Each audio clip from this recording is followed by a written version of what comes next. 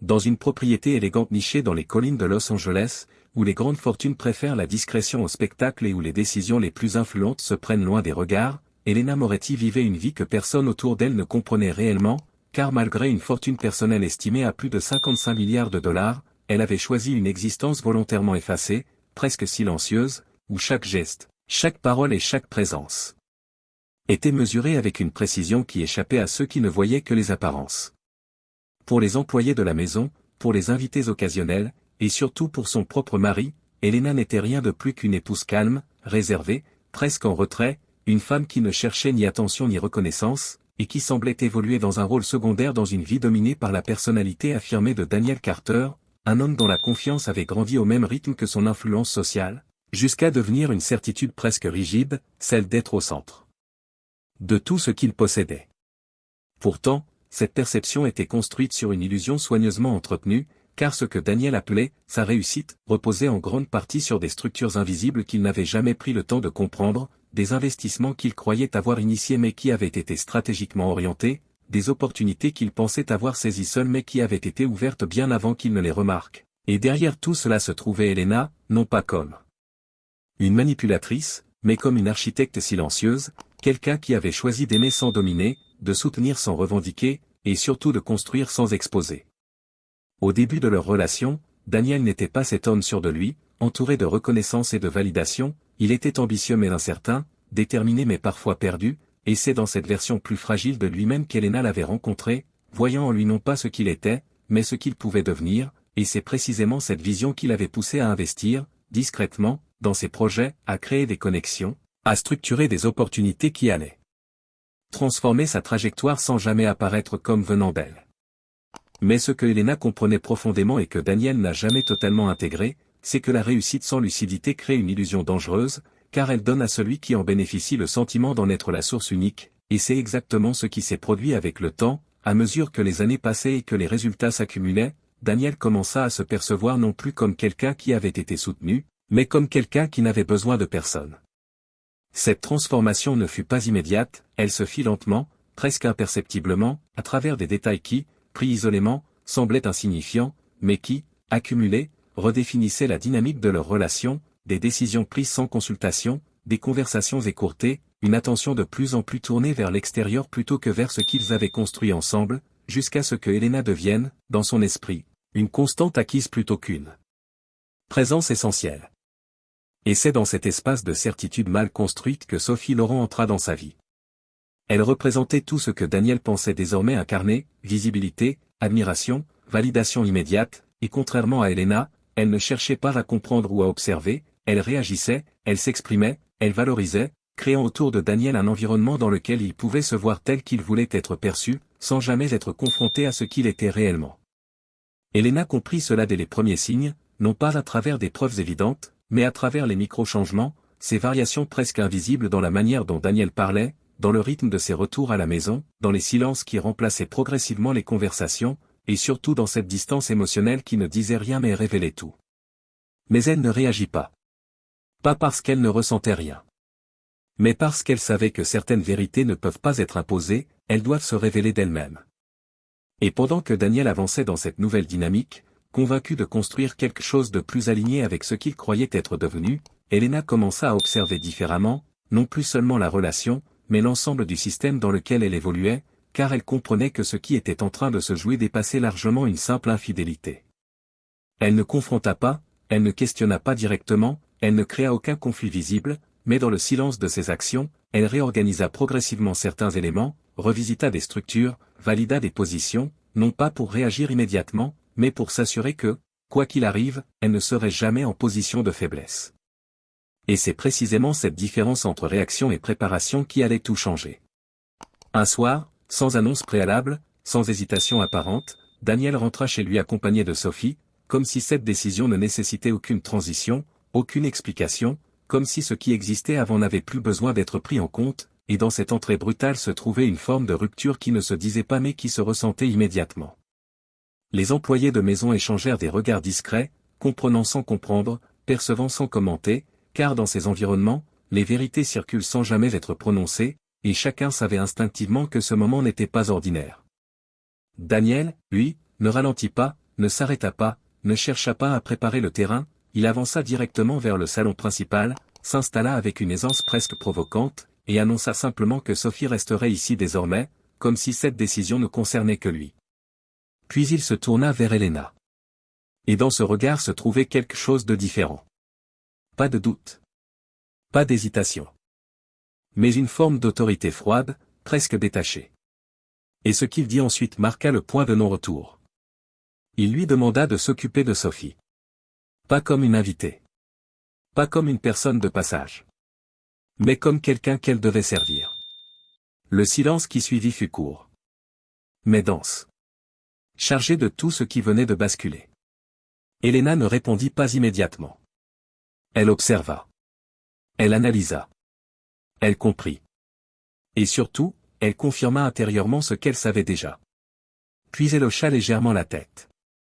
Sans colère. Sans résistance. Sans émotion visible. Et dans ce simple geste, se trouvait une décision bien plus grande que ce que Daniel pouvait imaginer. Parce qu'à cet instant précis, il pensait avoir imposé sa volonté. Mais en réalité, il venait d'activer quelque chose qu'il ne contrôlait plus.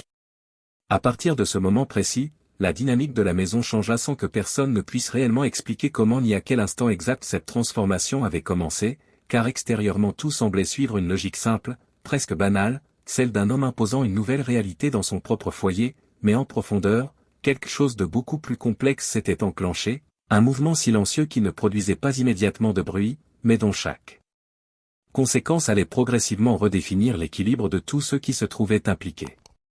Helena, fidèle à elle-même, ne montra aucune résistance visible, non pas par soumission, mais par maîtrise, car elle savait que certaines situations ne doivent pas être affrontées frontalement lorsqu'elles reposent sur des perceptions erronées, mais plutôt laissées se déployer jusqu'à ce que leur incohérence devienne évidente, et c'est avec cette compréhension qu'elle accepta, en apparence, le rôle que Daniel venait de lui imposer, non pas parce qu'elle l'acceptait réellement, mais parce qu'elle savait déjà que ce moment n'était qu'une étape dans un processus beaucoup plus large.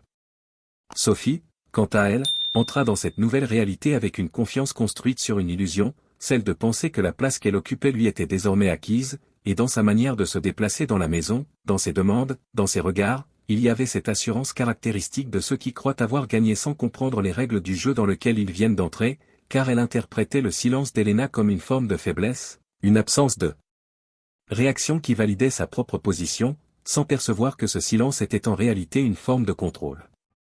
Les premiers jours se déroulèrent sans éclat, mais avec une tension constante, diffuse, presque imperceptible pour un regard extérieur, mais évidente pour ceux qui vivaient dans cet espace, car chaque interaction, chaque demande, chaque regard contenait une dimension supplémentaire, une lecture implicite que personne n'exprimait mais que chacun ressentait. Daniel, de son côté, évoluait dans cette situation avec une certitude intacte, convaincu que ce qu'il avait instauré était stable, légitime, et qu'il maîtrisait parfaitement les conséquences de ses décisions, et dans cette confiance, il ne voyait pas les micro-décalages, ces petites incohérences qui commençaient à apparaître, ces détails qui, pris ensemble, formaient déjà les premiers signes d'un déséquilibre plus profond.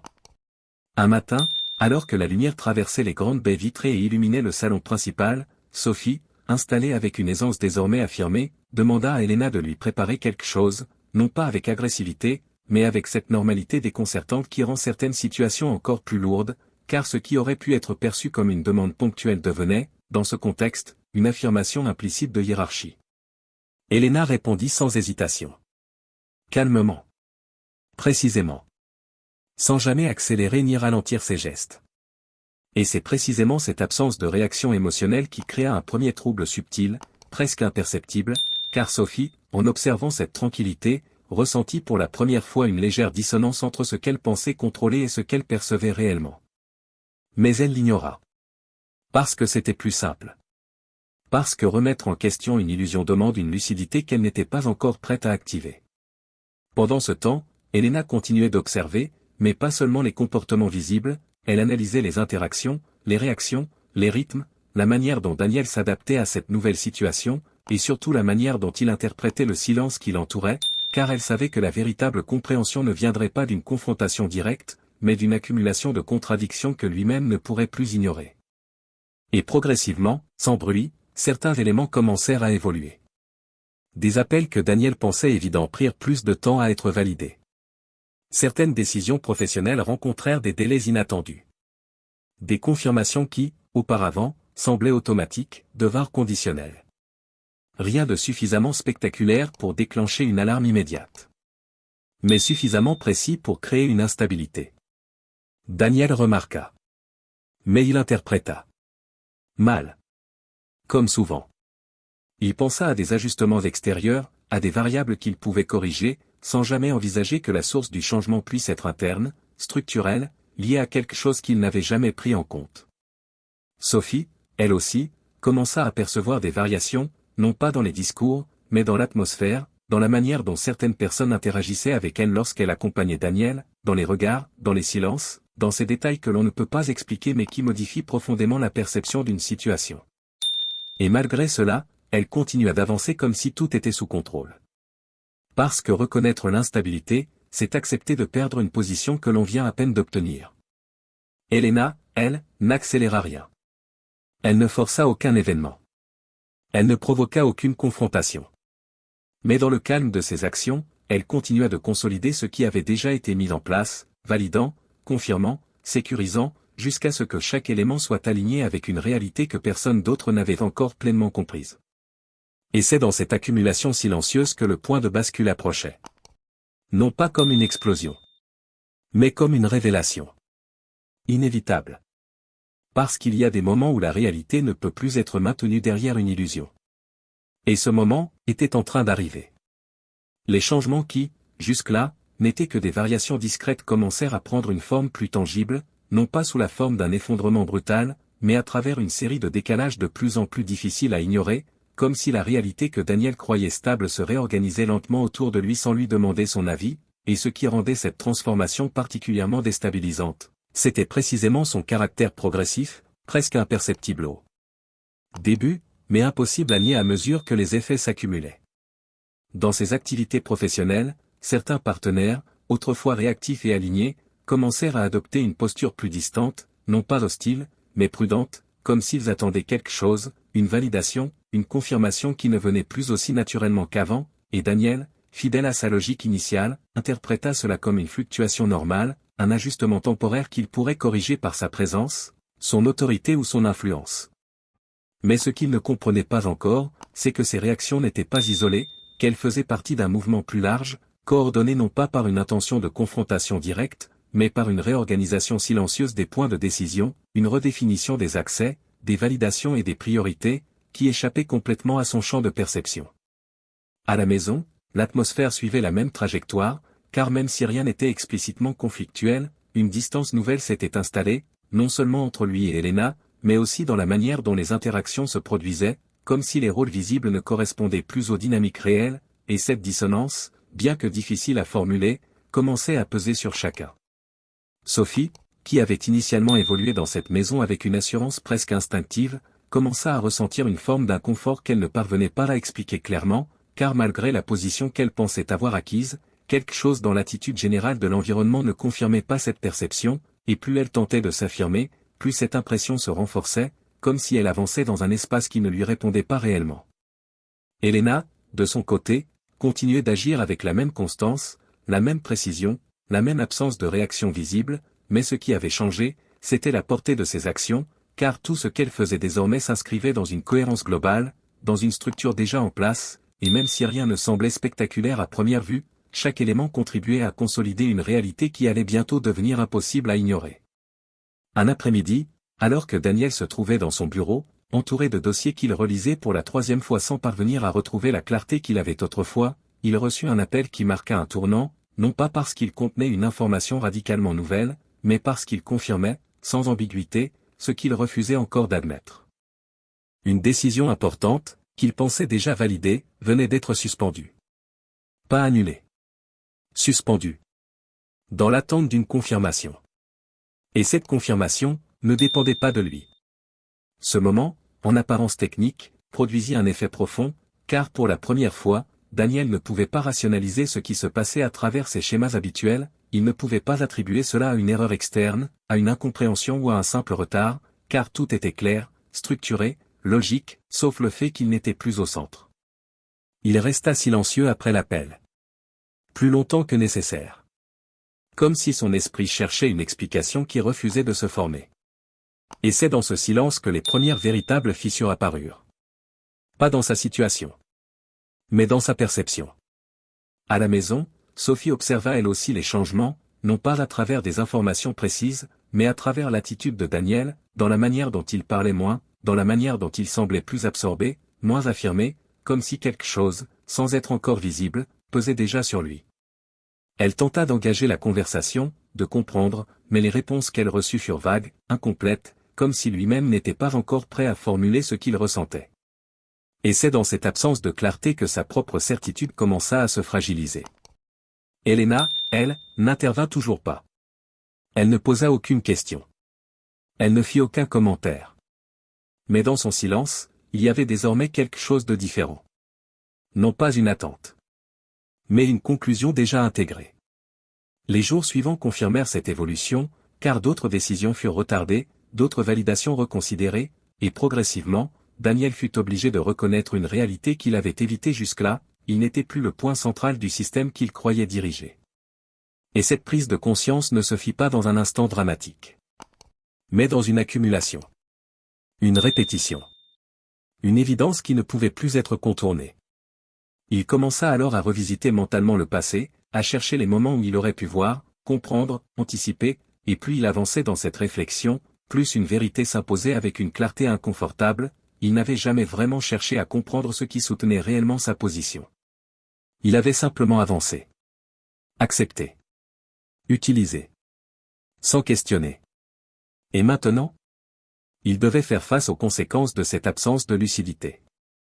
Sophie, de son côté, prit progressivement ses distances, non pas dans un geste spectaculaire, mais dans une série de micro-retraits, moins de présence, moins d'implication, comme si elle comprenait que la situation dans laquelle elle s'était engagée ne correspondait plus à ce qu'elle avait imaginé, et que la stabilité qu'elle pensait avoir trouvée n'existait pas réellement. Et au centre de tout cela, Elena restait immobile. Pas physiquement, mais stratégiquement. Car tout ce qui devait être mis en place l'avait déjà été. Et ce qui restait à venir n'était plus une construction, mais une révélation. À mesure que les jours passaient, ce qui n'était encore qu'une série de signaux faibles pour Daniel devint une réalité structurée, impossible à ignorer ou à contourner, car chaque tentative qu'il faisait pour reprendre le contrôle de ses affaires rencontrait désormais une limite précise, cohérente, presque invisible mais parfaitement réelle, comme si l'ensemble du système dans lequel il évoluait avait été redéfini autour de règles qu'il n'avait jamais pris le temps de comprendre, et cette prise de conscience, loin d'être brutale, s'installa en lui avec une lenteur qui la rendait encore plus profonde, car elle ne pouvait pas être rejetée comme une erreur ou une exception. Il passa alors d'une posture de certitude à une posture d'interrogation, revisitant chaque décision, chaque partenariat, chaque opportunité qu'il avait considérée comme acquise, et dans ce processus, une évidence commença à émerger avec une clarté troublante, ce qu'il avait toujours perçu comme le résultat direct de ses propres actions reposait en réalité sur une architecture beaucoup plus vaste, une structure dont il n'avait jamais été le centre réel. Et au cœur de cette structure, il y avait Elena. Non pas comme une opposante. Non pas comme une manipulatrice. Mais comme la fondation silencieuse qu'il n'avait jamais pris le temps de reconnaître. Ce moment de compréhension ne fut pas accompagné de colère immédiate, mais d'un silence lourd, un silence dans lequel il devait accepter non seulement ce qu'il avait perdu, mais surtout ce qu'il n'avait jamais compris, et c'est précisément cette seconde partie qui fut la plus difficile, car reconnaître une erreur est une chose, mais reconnaître une illusion dans laquelle on a vécu pendant des années en est une autre. Dans la maison, l'équilibre avait déjà changé, même si rien n'avait été annoncé officiellement, car les dynamiques invisibles qui structuraient cet espace ne répondaient plus aux mêmes logiques, et Sophie, qui avait déjà commencé à se retirer progressivement, comprit que sa présence n'avait plus la même signification, non pas parce qu'elle avait été rejetée, mais parce que le contexte lui-même ne la soutenait plus. Elle quitta la maison sans confrontation, sans scène, dans une forme de lucidité tardive mais nécessaire, réalisant que ce qu'elle avait interprété comme une ascension n'était en réalité qu'un moment suspendu dans une histoire qui ne lui appartenait pas vraiment, et ce départ, bien que discret, marqua la fin d'une illusion collective.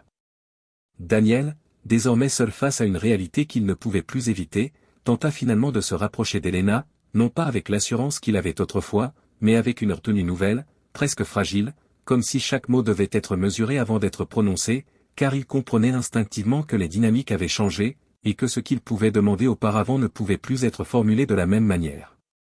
Lorsqu'il la trouva, assise dans le jardin, observant simplement le mouvement lent du vent dans les arbres, il resta quelques secondes en silence, incapable de commencer une conversation qui, pour la première fois, ne lui semblait pas évidente, et lorsqu'il parla enfin, ce ne fut pas pour justifier, ni pour expliquer, mais pour reconnaître, d'une manière encore imparfaite mais sincère, qu'il n'avait pas compris.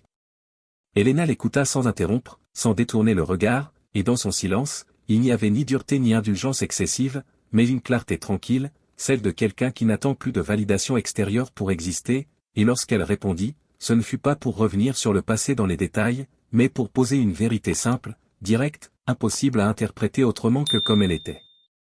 Elle lui expliqua que ce qui avait été brisé ne pouvait pas être restauré par des mots, que certaines formes de respect, une fois perdues, ne se reconstruisent pas facilement, et que ce qu'elle avait fait n'était pas une réaction à ses actions, mais une décision prise bien avant, celle de ne plus dépendre d'un système dans lequel elle n'était plus reconnue. Elle ne parla pas de vengeance. Parce qu'il n'y en avait pas. Elle ne parla pas de victoire. Parce qu'elle ne la cherchait pas. Elle parla de responsabilité. Et de cohérence. Daniel comprit alors que ce qu'il vivait n'était pas une punition, mais une conséquence, non pas imposée de l'extérieur, mais générée par ses propres choix, et cette compréhension, bien qu'elle ne change pas immédiatement sa situation, transforma profondément sa manière de se percevoir, car pour la première fois, il ne pouvait plus attribuer ce qui lui arrivait à autre chose qu'à lui-même. Avec le temps, il commença à reconstruire certains aspects de sa vie, non pas pour retrouver ce qu'il avait perdu, mais pour exister différemment, avec une conscience plus claire de ce que signifient réellement les responsabilités qu'il avait autrefois négligées, et même si certaines conséquences restaient irréversibles, ce processus lui permit de sortir progressivement de l'illusion dans laquelle il avait évolué. Helena, de son côté, poursuivit son chemin avec la même constance qu'il avait toujours définie, mais cette fois sans avoir besoin de dissimuler quoi que ce soit, car elle n'était plus dans une position où elle devait protéger un équilibre fragile, mais dans une réalité qu'elle avait elle-même consolidée, et dans laquelle elle pouvait avancer sans compromis sur ce qui était essentiel pour elle. Et dans cette histoire, qui ne se termine ni par une victoire éclatante ni par une défaite totale, mais par une transformation profonde des êtres et des perceptions, se trouve une leçon qui dépasse les personnages eux-mêmes, une leçon enracinée dans une sagesse ancienne que l'on retrouve dans de nombreuses cultures africaines. Celui qui ne voit pas la valeur de ce qu'il tient finira par apprendre sa perte. Car au-delà de la richesse, du pouvoir ou des apparences, ce qui donne réellement du sens à une relation, c'est la capacité à reconnaître, à respecter et à préserver ce qui ne peut être remplacé. Et lorsque cette capacité disparaît, ce n'est pas l'autre que l'on perd en premier. C'est soi-même.